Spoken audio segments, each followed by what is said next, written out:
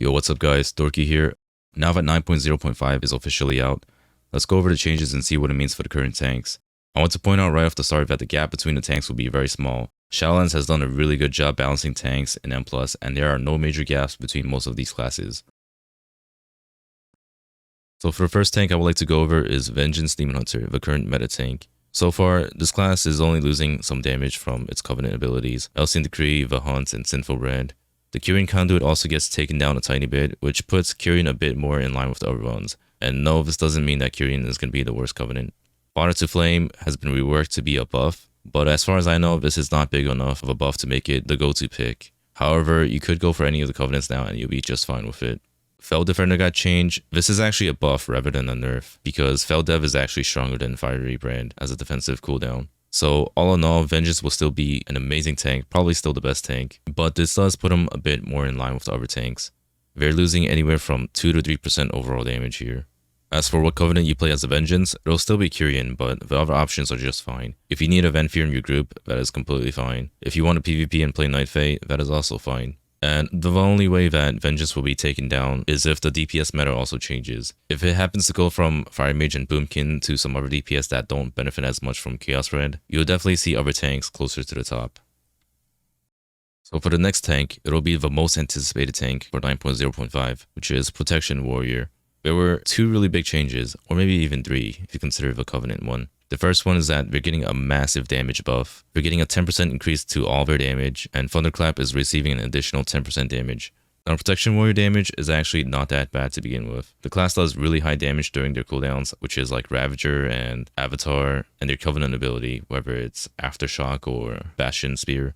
So this will definitely be a really big bump in their damage. It'll not make them the top damage tank, but it'll definitely put them really close. As for the next big change, it's their legendary. The Reprisal legendary is being reworked to help them with maintaining really high block uptime, which is currently the biggest weakness with Protection Warriors. They go from having anywhere between 40 and 50% block uptime to closer to 100%, which actually makes them extremely tanky during physical damage. And currently Protection Warriors, they are actually really tanky against physical damage. When you don't have block up, just raw face tanking a mob, they're actually as tanky as a bear with 1 stack of fur. So imagine that, and you're compounding it with a shield block on top, but that shield block is now 100% uptime. And of course there's ignore pains and various other things to consider. So Protection Warriors will be really tanky, but at the same time they'll be doing really solid damage with 9.0.5. Necrolord has also been reworked, and this is probably the most interesting change. It's really hard to say if this is going to be worth using or not. I've looked at some numbers on how much this benefits some classes, and it's really not too big, but it's also really clunky to use. The fact that your DPS players have to be constantly around the banner, it'll make it really hard for them to benefit from it. And by going Necrolord, you're also losing a lot of damage compared to going Night Fae or Kyrian. So I would suspect that currently you would still go for Kyrian and maybe even Night Fae for the most part.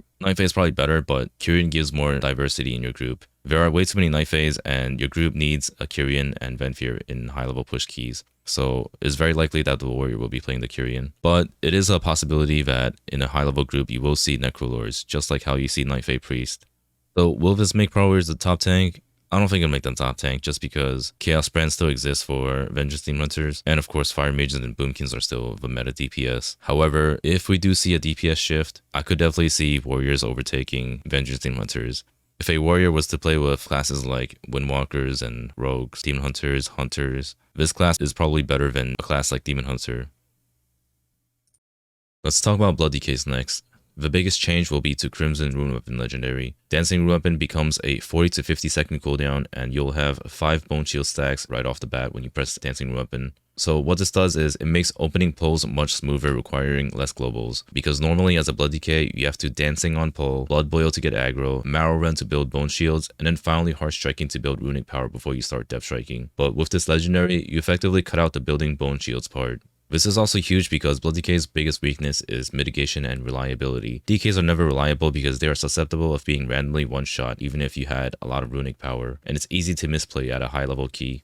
With this legendary and red first talent, it becomes much easier to live by rotating between Dancing Rune Weapon and Vamp Blood, as they'll both be on a really short cooldown. Super Strain is still very good, but this will ultimately take its place.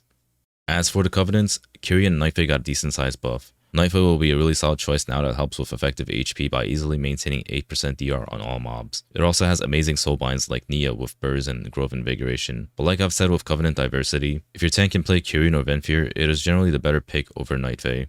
Despite all these buffs, the biggest issue still stands with DK not being capable of doing any damage. At low level keys, aggro is an issue, at higher level keys, timing the key is an issue. And now that Prot Warrior has been buffed, this solidifies Blood Decay at the bottom of the tank spot. But like I've said, the gap between the tanks is really not that big. I've tanked 23s and 24s just fine with Blood Decays. It's just the lack of damage that really hurts this class. Next up is Bear Tank. Nothing really changed with Bear this patch. They are still an extremely solid and good tank, easily amongst the top 4. I would have liked to see a buff to Bear's base damage to help with aggro since it's a major issue at the moment. Currently, a lot of Bear damage comes from the form of Incarnation or Shapeshifting, but outside of that, it is unbearably low. Necrolord and Venthyr received a small buff, which definitely puts it a bit more on par with Nightfae, but the biggest reason I play Nightfae is for the soulbinds and the on-demand burst from Convoke on dangerous mobs like Prideful. But as I've always said with Bear Covenants, every Covenant is playable, and no, I will not be swapping to Necro, but I may try it out over the weeks.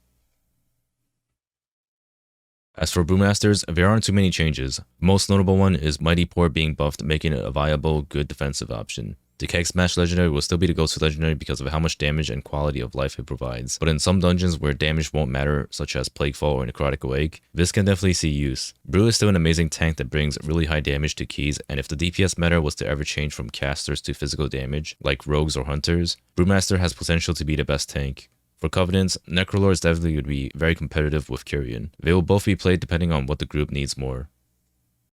Paladins received practically no changes. There are some legendary buffs, but we won't see these being played. The current legendaries for Prot Paladin are way too strong to swap from. What I would have liked to see is Paladin being able to self-heal more by either taking Word of Glory off the GCD, or making Shining Light on 4 Shielded Righteous instead of 5. Shielded Righteous is also a bit of a weak mitigation at the moment, and could use more armor baked into it. Paladin has the most potential of any tank. It has everything needed to be played in high keys, just survivability issues holding it back. Addressing some of these issues would easily make Paladin go from a really good tank to being competitive for the top tank.